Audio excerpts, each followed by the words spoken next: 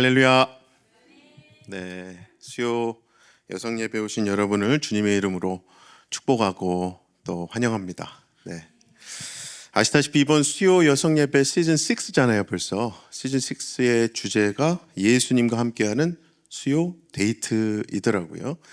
이번 말씀 준비하기 위해서 우리 이성호 목사님과 이야기 나누면서 제가 들었던 것은 예수님과의 만남, 교제로부터 누리게 되는 어떤 은혜, 감사, 사랑 등등 그렇게 복되고 소망적인 것들에 대해서 말씀을 주시면 좋겠습니다 였어요. 그래서 오늘 이 말씀이 그것을 놓고 기도하며 우리 주님께서 저와 여러분에게 주시는 말씀이거든요. 요한복음 말씀을 통해서 그라시아스 주님이라는 제목으로 말씀 전하고자 합니다. 하나님께서 우리에게 주신 말씀 다 같이 일어나서 읽을까요? 요한복음 5장 말씀입니다. 요한복음 5장 2절에서 9절까지 말씀 다 같이 한 목소리로 읽겠습니다.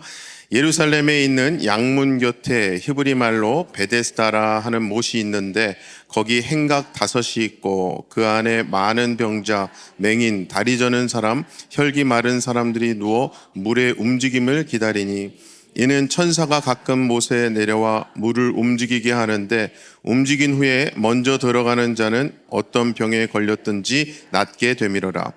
거기 38해 된 병자가 있더라. 예수께서 그 누운 것을 보시고 병이 벌써 오래된 줄 아시고 이르시되 네가 낫고자 하느냐? 병자가 대답하되 주여 물이 움직일 때에 나를 못에 넣어주는 사람이 없어 내가 가는 동안에 다른 사람이 먼저 내려가나이다. 예수께서 이르시되 일어나 내 자리를 들고 걸어가라 하시니 그 사람이 곧 나아서 자리를 들고 걸어가니라. 이 날은 안식일이니. 아멘. 아멘. 네, 앉으셔도 됩니다. 네. 저는 성경을 읽을 때 특히 오늘 본문 말씀과 같이 예수님께서 이 기적을 일으키시는 장면의 말씀, 이 사복음서에 나오는 이러한 말씀들 읽을 때는요, 상상의 나래를 펼치곤 합니다. 마치 영화의 한 장면처럼 떠올리면서 묵상하다 보면은 등장하는 인물들의 이제 표정까지도 그려질 때가 있어요. 표정 관련해서 재밌는 이야기 하나 해드리려고 합니다. 한 병원 영안실에 3구의 시체가 한꺼번에 들어왔어요. 그런데 신기한 것은 이 시신들이 전부 다 표정이 웃고 있는 거예요. 이것을 너무 신기하게 생각한 이 영안실 장의사가 그 이유를 알아보니까 이렇더라는 겁니다. 첫 번째 시신은 로또에 당첨이 되어서 너무나 행복해서 웃다가 죽었어요. 네. 두 번째 시신은 본인 아들이 어렸을 때 그렇게 공부를 잘하지 못했는데 어찌하다가 서울대학교에 수석 합격을 했다는 소식을 듣고 너무 좋아서 웃다가 죽은 거예요. 마지막 3번째는 이 벼락을 맞아 죽었다고 합니다. 그런데 웃고 있는 거예요. 그 상황을 알아보니까 이 사람이 벼락 칠 때 반짝하는 것이 사진 찍는 줄 알고 웃으면서 벼락에 맞아 죽은 거래요. 오늘 말씀의 이 배경, 이 말씀은 베데스다라고 하는 연못이고요. 또 등장인물은 그곳에 기적과 같은 그 치유를 바라며 모여있는 병자들과 또 그 중에서도 무려 38년이나 병자로 나온 사람, 이러한 등장인물들이 나옵니다. 물론 등장인물이 예수님 빼놓고 전부 다 병자들이라서 표정도 우리가 표정을 그려보면서 묵상해보면 어두울 것 같기만 한데요. 근데 여러분, 여기서 우리가 꼭 기억해야 할 중요한 사실이 있어요. 그 어떤 표정에도, 그 어떤 상황에도 예수님께서 오시면 달라진다는 사실입니다. 믿으십니까? 모든 상황 속에서도 우리는 승주찬이잖아요. 승주찬? 네. 우리 얼굴에 웃음이 되살아나게 되는 거죠. 왜냐하면 예수님으로 인해서 희망을 되찾게 되고 치유가 시작되기 때문입니다. 그리고 나서 오늘 말씀 제목이죠. 우리는 그라시아스 주님이라고 외칠 수 있게 돼요. 그라시아스가 아시는 분들 아실 거예요. 스페니쉬로 감사합니다 라는 뜻입니다. 뭐 중국어 쉐쉐도 있고, 이거 아직 나오면 안 돼요. 중국어 쉐쉐도 있고, 일본어 아리가또도 있고, 뭐 영어 땡큐도 있고 다 있는데 왜 하필 스페인어로 했는가를 이제 방금 잠깐 보여드린 예고편과 같은 슬라이드로 이따 설명드릴 거예요. 자, 오늘 본문 말씀, 이 사건이 시작된 장소는 아까 베데스다라고 말씀드렸는데, 이 연못에 대해서 일단 간략하게 말씀을 드리려고 합니다. 그 연못 사진 하나 보여주시겠어요? 첫 번째. 네. 이 사진은요, 예수님 당시 연못은 아니에요. 일단 원래는 훨씬 커다란 연못이었습니다만 AD 500년경에 비잔틴 시대에 재건이 되었다가 또 614년에 페르시아에서 파괴가 됐어요. 그래서 이 사진은 결국 십자군 시대에 재건된 모습이라서 좀 작아졌고요. 또 무엇보다 저수지와 같은 연못이라는 게 중요한 포인트라서 참고로 보여드립니다. 다음 사진 보여주시겠어요? 다음 사진은 원래 예수님 당시에는 이 연못이 예루살렘 성 밖에 있었는데, 이 오스만 터키 시대에 예루살렘 성을 개축할 때에 저 사진대로 예루살렘 성 안으로 들어오게 된 거예요. 그래서 예수님 당시 실제 연못 크기가 길이 100m, 넓이 50m 정도. 그래서 축구장 하나 사이즈를 생각하시면 돼요. 이 연못의 특징은 뭐 사이즈나 위치를 다 떠나서 일단은 간헐천이라는 데 있어요. 즉 가끔 불규칙적으로 온천 솟아오르듯이 물이 솟아오른다는 거죠. 특히 예수님 당시에 이 연못에는 정말 진풍경이 벌어지곤 합니다. 당시 이 연못 주변에는 항상 수많은 병자들이 몰려 있고, 그들이 이 간헐천인 연못에 물이 솟아오르기만을 기다리는 거예요. 왜냐하면 제일 먼저 물이 솟아오르기 시작할 때 제일 먼저 물에 담기지는 사람이 그 병이 낫는다는 소문이, 믿음이 있기 때문입니다. 자, 일단 이 연못의 이름만 봐도 왜 그렇게 아픈 사람들이 많이 모였는지 우리가 알 수 있어요. 원래 이 베데스다라고 하는 것은 히브리어를 헬라어식으로 발음한 거예요. 원래 히브리어로 집을 뜻하는 베트, 그리고 인애와 은혜, 또 자비를 뜻하는 헤세드, 우리 헤세드의 하나님 그 사랑 인애 이야기하잖아요. 이 단어가 합쳐져서 베데스다라고 하는 거예요. 은혜의 집, 자비의 집이라는 뜻입니다. 우리가 우스개로 하는 말 중에 붕어빵에는 붕어가 있을까요? 붕어 없잖아요. 그죠? 칼국수에는 칼이 없어요. 있으면 큰일 납니다. 그죠? 그리고 빈대떡에는 빈대가 없어요. 있으면 큰일 나는 거잖아요. 죄송합니다. 곧 점심 식사하실 텐데 가래떡에는 가래가 없어요. 있으면 안 됩니다. 제가 우스갯소리로 하긴 했는데, 그렇죠? 없는 게 당연하고 맞는 것이지만 참 안타깝게도 이 베데스다라고 하는 연못, 은혜의 집, 자비의 집이라고 불리우는 이 연못에는 정작 있어야 할 은혜는 없고 자비의 집에 자비가 없었던 거예요. 그도 그런 것이 당시 베데스다 연못 근처의 그 지역은요, 그야말로 사실 절망의 땅입니다.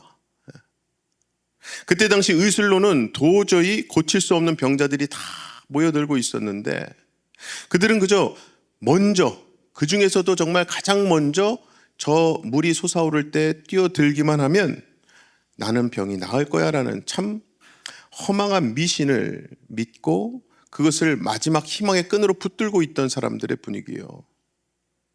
게다가 그 중에서도 몸 상태가 너무 안 좋아서 물속에 뛰어들 수조차 없는 병자들은 그 자체로 절망입니다. 절망. 그렇게 세월을 보내는 동안에 병은 더 깊어가고 아무도 낫지 못하는 그 상황 가운데 하나 둘씩 죽어가는 거예요. 옆에 시체가 널브러져 있게 되죠. 그야말로 그들에게는 이 자비의 집, 은혜의 집이 아니에요. 절망의 집입니다. 절망의 악순환이에요. 그런데 이 이름은 아이러니하게도 은혜의 집, 자비의 집. 그리고 그렇게 절망의 집인 베데스다에 예수님께서 오셨고요. 그러자 그곳에 정말 은혜의 빛이 비춘 겁니다. 그렇게 그곳은 더 이상 절망의 집이 아니라 은혜의 집, 진정한 베데스다로 거듭나게 되는 건데요. 사랑하는 우리 성도 여러분, 그때뿐만 아니라 지금 이 시대에도요, 아직도 세상 곳곳에는 절망의 땅들이 참 많습니다. 절망의 심령, 절망의 가정, 절망의 공동체들이 있죠. 그 절망을 떨쳐보려고 나름대로 노력도 하고 몸부림쳐 보지만은 그러면 그럴수록 이게 늪이지요. 절망의 늪은 더 딛고 일어나면 일어나려고 할수록 깊이 들어가게 돼 있어요. 자, 그러한 순간에 우리는 과연 어떻게 해야 할까요? 답은 간단합니다. 그곳에 예수님을 모시기만 하면 돼요. 예수님이 그곳에 오시기만 하면 절망의 땅이 진정한 은혜의 땅이 될 줄로 믿습니다. 오늘 설교 제목 그라시아스 주님, 이제 그 슬라이드를 보여주시면 될 것 같은데, 그라시아스 주님에서 그라시아스, 아까 말씀드렸듯이 감사합니다라는 뜻이에요. 여기서 S를 빼면은 그라시아잖아요. 그라시아가 은혜라는 뜻입니다. 그래서 영어로 은혜가 grace죠. grace. 그라시아에서 나온 거예요. 우리 김성기 목사님 막내딸 grace, 은혜가 있고요. 어쨌든 우리 삶 가운데 너무나도 많은 이 그라시아, 은혜들이 있음을 깨달을 때 우리는 진정으로 gracias, 감사합니다를 고백할 수 있게 되는 거잖아요. 그래서 gracias, 이 감사합니다를 그라시아, 은혜로 연결해서 말씀을 전해드리고자 오늘 제목 말씀 그라시아스 주님이라고 지어본 거예요. 자, 이제 오늘 본문에서 이 은혜의 현장, 이 장소에서 우리가 정말 넘치도록 받아야 할 그 그라시아, 은혜가 무엇인지 함께 살펴보실 때 38년 된 병자보다 더 크고 깊은 은혜를 체험하시는 저와 여러분 되시기를 주님의 이름으로 간절히 축원합니다. 자, 오늘 이 은혜의 말씀에서 우리가 넘치도록 받아야 할 첫 번째 은혜가 있습니다. 그것은 바로 찾아오시는 은혜입니다. 찾아오시는 은혜. 본문 5절과 6절 앞부분 보시면요, 거기 38해 된 병자가 있더라. 예수께서 그 누운 것을 보시고 병이 벌써 오래된 줄 아시고 했어요. 그렇게 어느 날 주님께서 베데스다 연못에 찾아오셨습니다. 그리고 그곳에 질비하게 누워있던 병자들 중에서 하필 38년 된 질병으로 그렇게도 고생하던 그 한 사람 앞에 서신 거예요. 38년 동안 정말 절망 속에서 죽지 못해 살아오던 참 불쌍한 그 사람에게 우리 주님께서 찾아오신 거죠. 여기서 중요한 것은 여러분, 그 병자가 병을 고쳐달라고 또 주님을 찾아오지도 않았어요. 애원하지도 않았어요. 어떠한 것도 이 사람 한 거 없습니다. 사실 그는 아무것도 하지 않고 그저 주님이 그에게 다가가셨던 것뿐이에요. 6절을 보시면 예수께서 그 누운 것을 보시고 병이 벌써 오래된 줄 아시고 하셨잖아요. 이 말씀에서 우리가 주목해야 할 두 단어가 있습니다. 바로 보시고와 아시고라는 단어예요. 이것은 곧 예수님께서는 그 병자가 얼마나 오랜 세월 동안 고통당하고 있는지를 다 보고 그리고 아셨다는 거예요. 그리고는 그를 찾아와 주셨죠. 여러분, 바로 이것을 은혜라고 부르는 거 아니겠습니까? 이 병자가 한 거 아무것도 없다니까요. 절망에 빠져 있기만 했지. 우리가 한 거라고는 아무것도 없는데 우리 주님께서요, 저와 여러분을 찾아오신 거예요. 이렇게 수요일 아침에 교회를 오게 하셨네요. 할렐루야. 이거야말로 은혜 아니겠습니까? 여러분 중에 내가 수요일 아침에 교회에 오게 될 줄을 뭐 몇 개월 전이든 몇 년이든 아셨던 분이 어디 계세요? 정말 우리 삶도 돌아보면요, 주님은 항상 우리 형편을 미리 다 보시고 아시고 우리를 찾아오셨어요. 솔직히 우리가 예수님으로 결정한 것 아니었지 않습니까? 우리가 예수님을 먼저 부른 것도 아니었어요. 예수님이 우리를 교회로, 예배로 어쨌든 부르시고 인도하셔서 복음을 듣게 하셨고 우리를 자녀 삼아 주셨던 거예요. 그래서 요한복음 15장 16절을 보시면요, 구원의 주체는 절대로 내가 아니라 예수님이심을 분명히 밝히고 있습니다. 너희가 나를 택한 것이 아니요 내가 너희를 택하여 세웠나니 말씀하셨잖아요. 즉 예수님께서는 일방적으로 저와 여러분을 사랑하셔서 찾아와 주신 거예요. 예수 대각성 운동 자마라는 게 있어요. Jesus Awakening Movement for America and All Nations의 약자 자마. 자마의 설립자로 유명하신 김충근 박사님이 쓰신 Why Me라는 책이 있습니다. 자료화면이 뭐 보여주셔도 되고 안 보여주셔도 돼요. 저는 이분을 13년 전에 제가 알래스카 사역했었어요. 알래스카 열린문 장로교회에서 부목사로 사역할 때 그 교회 원로 장로님이셨습니다.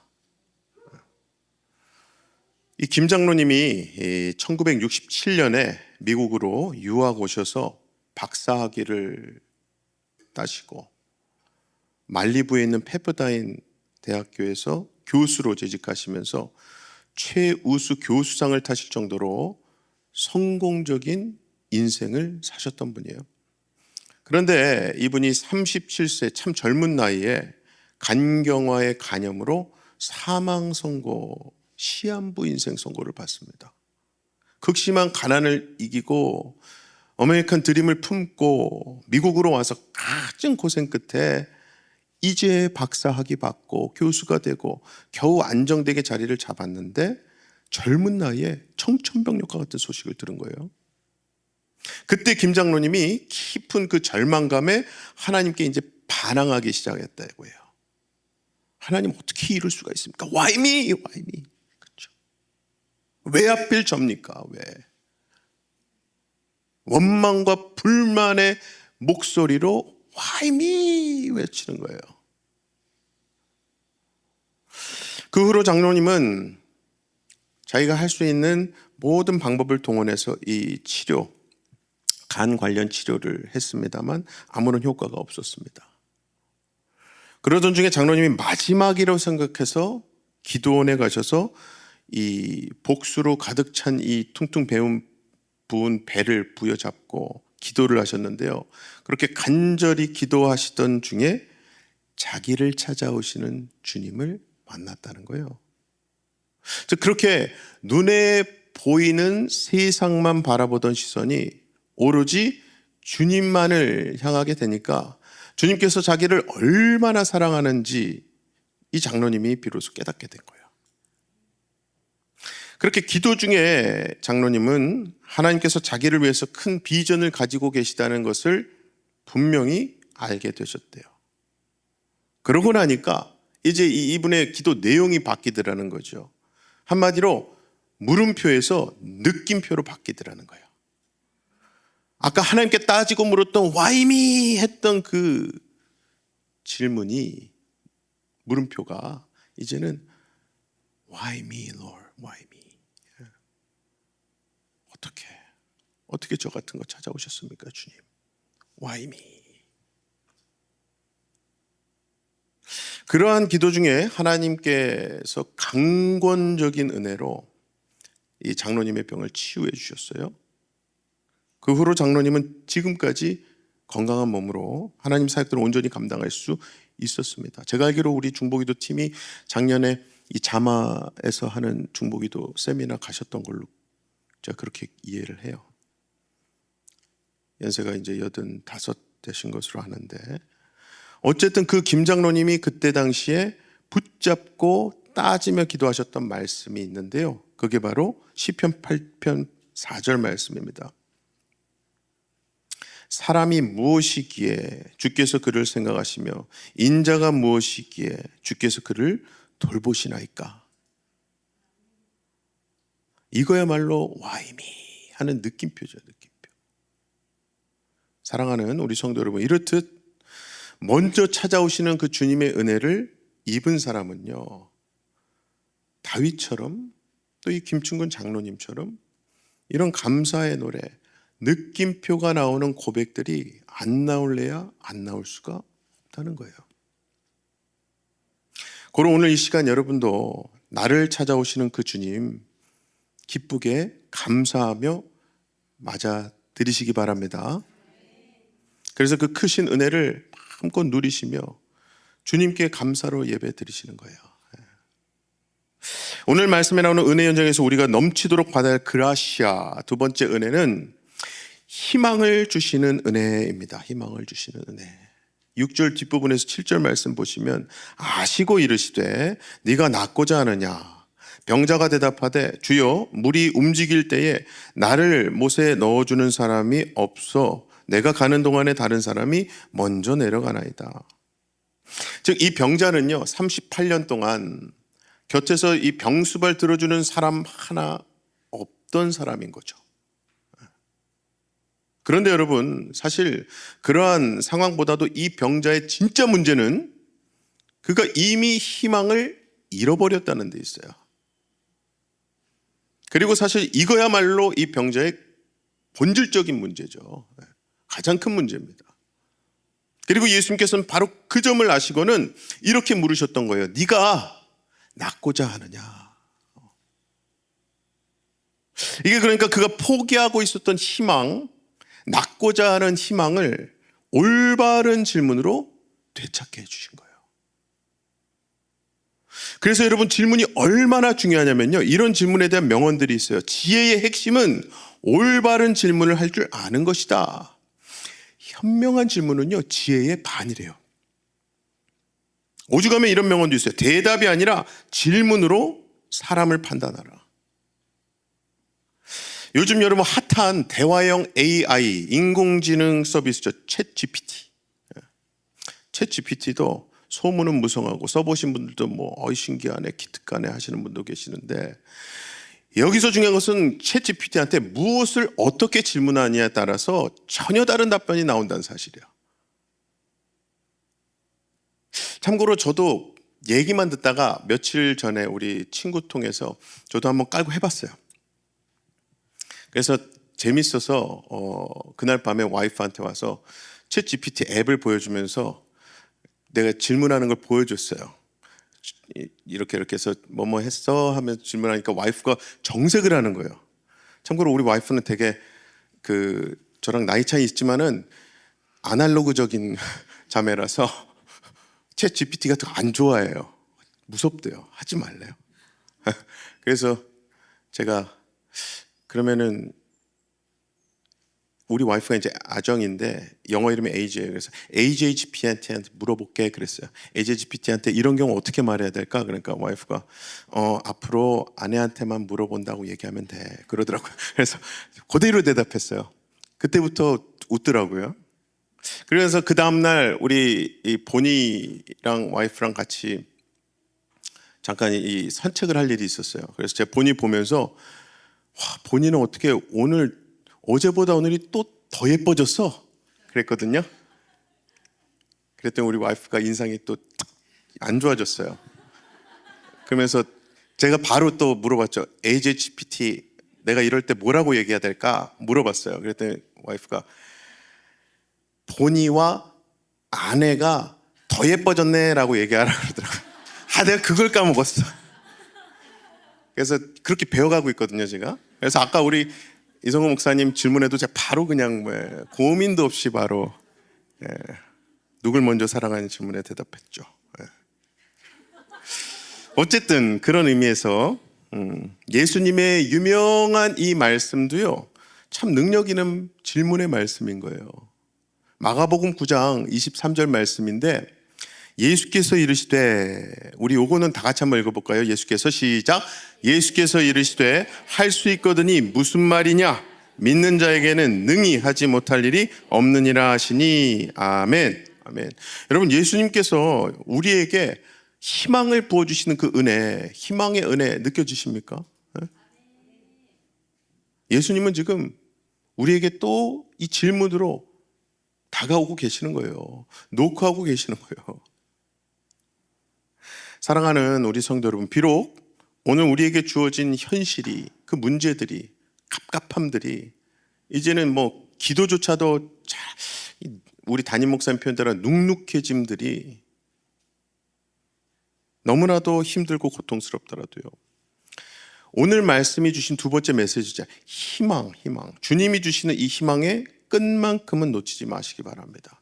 저는 이 희망의 끈을 또 다른 말로 저는 기도의 끈이라고 표현하고 싶어요. 그래서 어떠한 분들도 기도의 끈은 그래서 놓지 마셔야 돼요.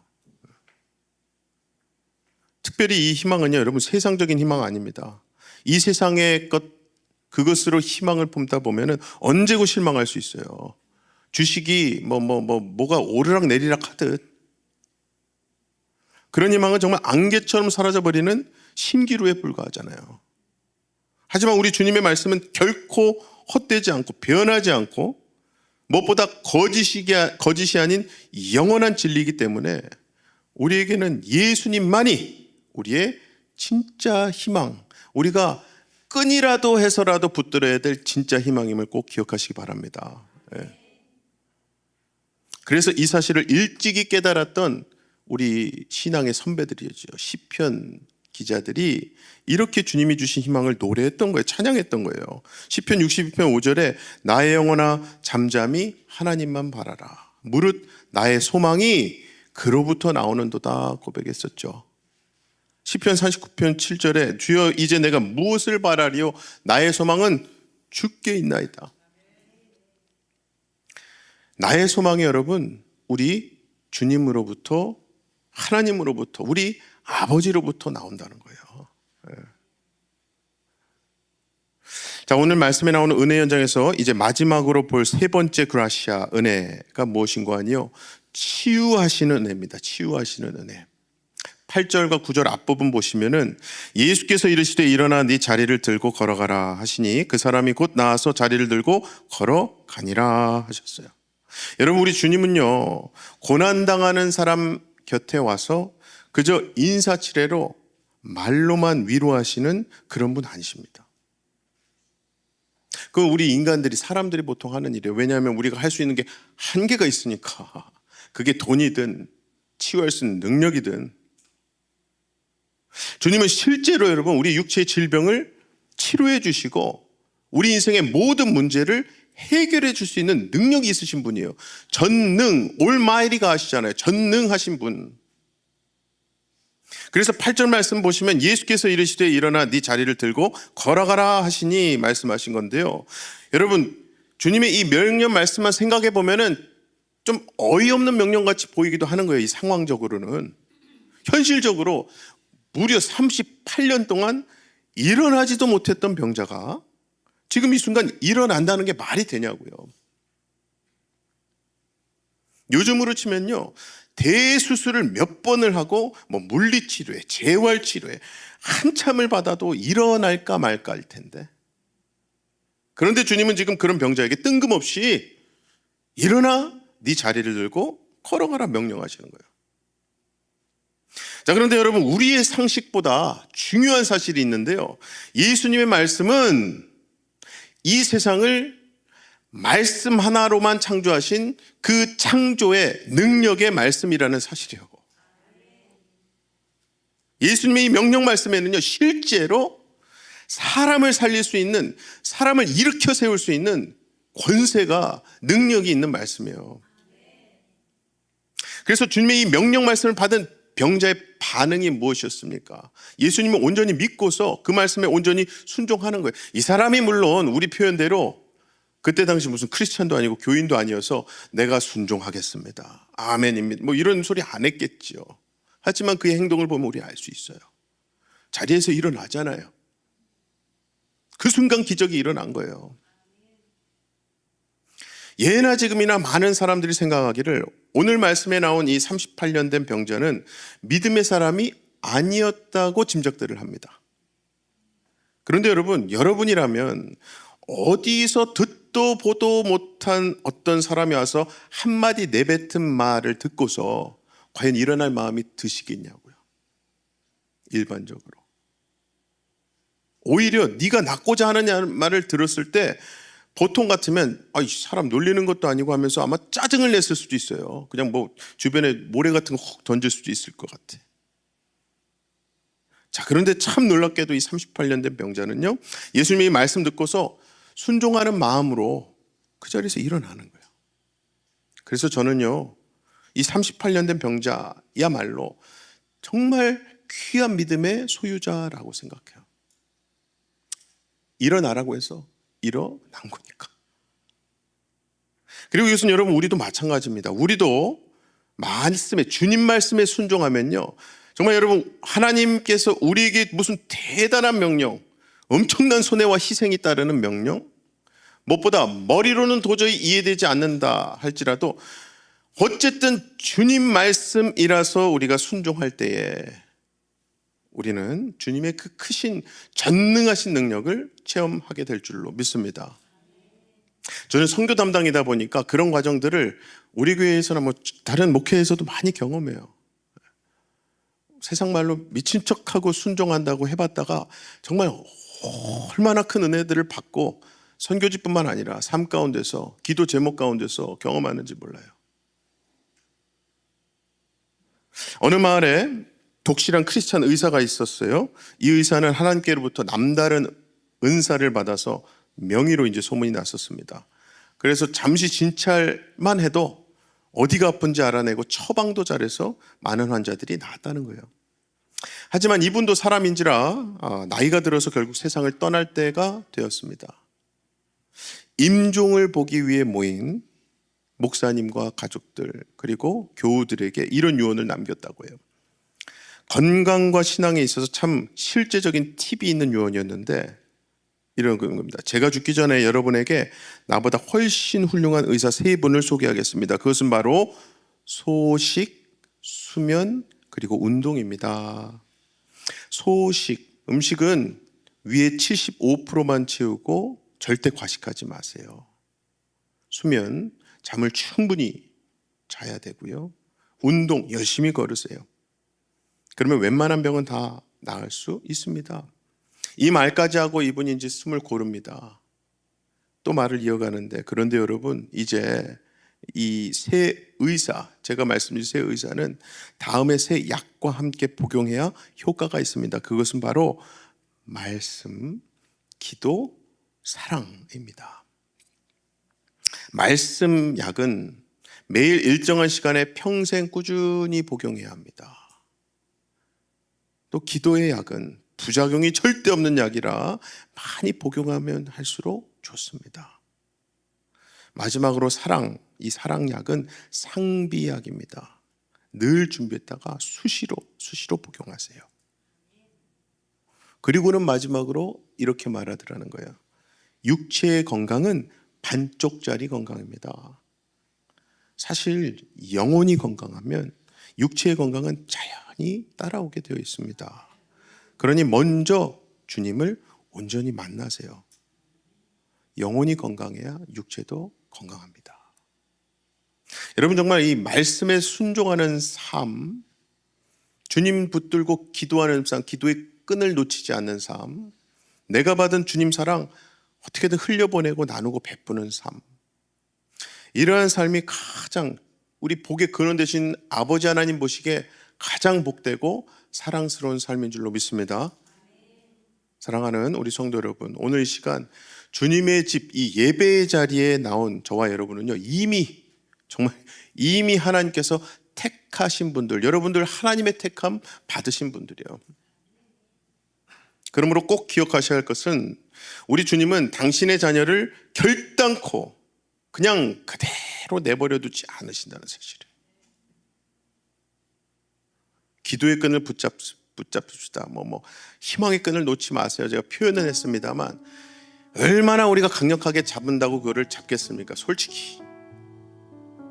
그래서 결국에는 이 끈을 잡고 있는 우리 손을 하나님이 사실 끈과 함께 붙잡고 계시는 거랑 마찬가지예요. 무엇보다 우리 주님께서 먼저 찾아오셔서 우리에게 오늘의 말씀처럼 희망의 은혜, 희망의 끈 붙잡아라, 바라봐라 하시고, 치유의 은혜, 여러분 당신들이 되셨든 아니면 여러분과 관련된 너무나 사랑하는 가족이나 이웃이 되었든 친구가 되었든 그 치유가 필요한 기도 제목들 다 있으시죠. 오늘 치유의 은혜에 대한 말씀을 주시는 거잖아요. 아무쪼록 오늘 말씀을 통해서 세 가지 그라시아입니다. 은혜, 찾아오시는 은혜, 또 희망을 주시는 은혜예요. 결국 치유하십니다, 여러분. 진정 회복해 주시는 은혜, 이 은혜 다 받으시고, 원래 여러분 은혜가 모이면 이 그라시아스가 되잖아요, 그죠? 감사합니다, 우리 주님. 그 감사가 우리 입술 가운데, 삶 가운데 고백하시며 쓰러진 자리에서 힘차게 일어나시는 거예요. 순종이 다른 게 아닙니다. 일어나라고 하면 일어나면 되는 거예요. 일어나셔서 지금도 쓰러져 죽어가고 있는 여러분뿐만 아니라 주변에 많은 분들 계십니다. 우리 아이들도 있어요. 그들에게 이 그라시아, 은혜가 결국 진짜 구원의 기쁜 소식 아니겠어요? 그들에게도 그렇게 그라시아, 은혜의 복음을 전하시는 저와 여러분 되시기를 주님의 이름으로 간절히 축원합니다. 이 시간 우리 다 같이 기도하실 텐데요, 지금도 여러분, 여러분을요 사랑의 눈으로, 또 공감하시는, 긍휼하시는, 공감과 긍휼의 눈으로 바라보시는 우리 주님께서 먼저 나에게 찾아오셔서 나를 일으켜 세워주시지 않았습니까? 여러분, 그래서 어쨌든 예배의 자리, 말씀의 자리, 찬양의 자리, 기도의 자리에 어쨌든 오늘 나오신 거예요. 그분이 우리 심령 안에 들어오신 나의 주님이 되어주신 거예요. 그 주님이 나에게 주시는, 찾아오시는 은혜, 희망을 놓지 않게 하시는, 희망 붙잡게 하시는 은혜, 무엇보다 잘못된 거, 고장난 거, 병난 거 고치고 치유하시는 은혜, 이 은혜를 우리가 항상 기억하고 감사하기 원합니다. 고백하고 기도하시되, 여러분, 이 은혜 나만 누려서 되겠습니까? 주님이 진짜 원하시는 거는요, 오늘도 세상의 베데스다 연못에서 절망 가운데 헤매고 있는, 삽질하고 헛물켜고 있는, 너무나도 길을 잃을 대로 잃어서 이제는 그냥 쓰러져 있는 우리의 가족, 자녀들, 친구들, 이웃들, 그들에게도 찾아오시는 주님 바라보는 거 아니겠습니까? 주님 손 붙들고 그들도 구원받고 회복받아야 되잖아요, 그죠? 이 시간 기도하실 때 감사하시되, 우리 가족과 자녀들, 친구와 이웃들 위해서 그들도 주님 안에서 이 그라시아의 은혜를 누리고 그라시아스의 감사가 넘쳐나게 해달라고 다 같이 주여 한번 부르시고 기도하겠습니다. 주여! 사랑의 아버지 하나님, 은혜의 아버지 하나님, 그라시아의 근원 되시고 우리에게 충만하게 넘치도록 은혜를 베풀어 주셔도 더 넘칠 수밖에 없는 은혜의 아버지 하나님, 이 시간 우리를 불러주신 아버지 하나님 앞에 감사하며 나아갑니다. 우리를 이 땅에 인도하시고 태어나게 하셨으며, 하나님 많은 고통과 고난과 연단의 과정을 또 허락해 하시고, 그래서 오늘 이 시간 하나님 말씀의 자리, 찬양의 자리, 기도의 자리, 하나님 붙드는 자리로 인도해 주시니 감사합니다. 하나님, 우리 삶 가운데 하나님께서 주시는 소망과 희망의 말씀, 하나님, 그것이 단순히 우리가 감정적으로 잠시만 안정을 느끼는 것이 아니라 결국 하나님 아버지를 내가 붙들겠습니다. 기도의 끈을 어떻게든 놓치지 않겠습니다. 하나님 주시는 소망의 끈 어떻게든 내가 붙들고 나아가겠습니다. 하나님, 중요한 것은 오늘 말씀에 이어서 하나님 우리가 깨닫고 고백합니다. 우리가 붙들겠다고 하는 모든 끈들은 하나님 주신 말씀과 소망과 치유에 대한 언약의 말씀 아니고서는 다 헛된 것이고 썩은 동아줄임을 고백합니다. 오직 하나님 말씀으로 인해서 우리에게 약속하신 희망과 소망, 나를 붙들고 계시고 치유하시겠다고 하셨으며, 나를 통해서 한 영혼 한 영혼을 하나님 앞에 부르기 위해서 귀하게 쓰여주시겠다고 말씀하신 아버지 하나님 말씀을 붙드는 그 생명줄, 언약줄을 붙드는 하나님의 자녀들 되게 하여 주시옵소서. 무엇보다 오늘 주시는 치유의 은혜가 우리에게 있기를 간절히 원합니다. 내 삶 가운데, 또 내 육신 가운데, 내 감정과 내 모든 관계 가운데 고장나고 끊어지고 병든 모든 것들 나사렛 예수 이름으로 선포하며 하나님 그 모든 병마를 물리치게 하시고, 무엇보다 우리 삶의 어둠으로 임했던 것들 빛 되시는 아버지 하나님 말씀으로 물리칠 수 있도록 도와주시옵소서. 그리하여 진정한 치유, 빛 되시는 아버지 하나님, 생명의 근원 되신 아버지 하나님께서 이미 나로 인해서 역사하고 계시고 내 안에 좌정하시고 나를 인도하고 주관하고 계신 성령 하나님께서 나를 통해 기도하게 하시며, 또 나를 통해 지금도 쓰러져 있는 우리의 사랑하는 배우자와 우리 자녀들, 또 우리 다음 세대, 또 우리 주변에 수많은 불쌍한 이웃들을 하나님 앞에 올려드리고 하나님의 치유의 역사, 회복의 은혜를 간구하며 기도할 때에 하나님은 응답하시고 역사하실 줄로 믿습니다. 우리가 하나님 그 부르심에, 치유의 부르심에 아멘으로 화답하고 바로 일어나 하나님 말씀에 순종할 수 있도록 하신 아버지 하나님께서 하나님 이 시간 우리가 기도하며 하나님 앞에 올려드렸던 그 모든 우리의 기도 제목들과 그들이 하나님 말씀이 들려지게 하시고 그 말씀 들려질 때에 그들 또한 우리에게 허락하신 은혜처럼 바로 믿음으로 일어나 회복의 치유의 경험을 할 수 있는 하나님의 은혜를 허락하여 주시옵소서. 사랑의 아버지 하나님, 우리 그라시아 은혜의 아버지 하나님, 오늘 이 시간 우리를 은혜의 자리, 말씀의 자리로 불러주시니 감사합니다. 하나님 아버지는 우리에게 절대로 절망을, 어둠을 거기에 빠져서 쓰러져만 있고 있는 것을 원하지 않는 희망의 빛의 아버지 하나님이심을 믿습니다. 우리가 하나님의 아들, 딸들로서 깨어서 하나님 바라보고 오늘 주시는 희망의 은혜를 붙들고 누리게 하여 주시옵소서. 무엇보다 우리 삶 가운데 정상적이지 않은, 하나님께서 창조한 목적에 맞지 않은 병나고 끊어지고 고통받고 있고 어둠 속에 빠져있는 많은 것들이 있습니다. 그게 질병으로 인한 것이든 관계의 문제로 인한 것이든 무엇보다 나의 죄로 인한 것이든 하나님 예수 그리스도 보혈의 능력이라면 그 모든 것들을 끊어내고 온전히 회복시키며 무엇보다도 온전히 씻어주셔서 하나님 앞에 가장 깨끗하고 예수 그리스도는 가장 확실한 의의 옷으로 입혀주실 줄로 믿사오니 하나님 이 시간 예수님의 이름을 믿고 기도하는 모든 이에게 임하셔서 하나님 그 기도 하나도 빠짐없이 응답하시고 역사하시고 회복시켜 주시옵소서. 오늘 모인 모든 분들 기도하는 것들 하나님 붙잡고 희망을 바라보며 기도하는 모든 것들 예수 이름으로 기도하실 때에 하나님 응답하시고 역사하셔서 하나님 그 기도 제목들 하나님께서 살아계시고 하나님께서 선하신 하나님께서 선하신 길로 인도하신다는 사실을 경험케 하셔서 귀한 하나님의 선한 도구들로 쓰임받는 우리 딸들 하나님의 자녀들 되게 하여 주시옵소서. 믿고 감사드리며 예수님 이름으로 기도합나이다. 아멘.